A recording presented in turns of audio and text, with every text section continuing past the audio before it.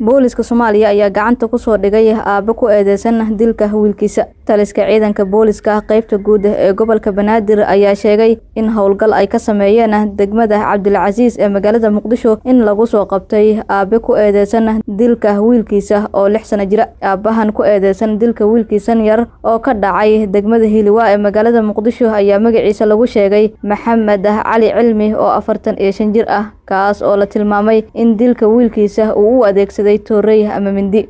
ciidanka saldhigga booliska degmada Cabdilcasiis qaybta guud ee gobolka Banaadir ayaa gacanta ku soo dhigay eedeysan Maxamed Cali Cilmi hooyo Xaawo Cali Iimaan oo 45 jir ah oo ku eedeysan in uu degmada Hiliwa toorey ku dilay wiilkiisa marxuum Saqiir Maxamuud Maxamed Cali Cilmi oo 6 sano jir ahaa ayaa lagu yiri qoraal ka soo baxay booliska gobolka Banaadir. Lama oga ilaa iyo hadda sababta rasmiga ah ee ka dambeysa in uu aabbahan dilo wiilkiisa yar, kaasoo ay si weyn uga argagaxeen dadka ku nool degmada Hiliwa ee magaalada Muqdisho. Gabagabadii taliska booliska gobolka Banaadir ayaa sidoo kale sheegay in baaris ay ku wadaan sababta aabbahan uu u dilay wiilka yar, isla markaana loo horgeyn doono maxkamadda.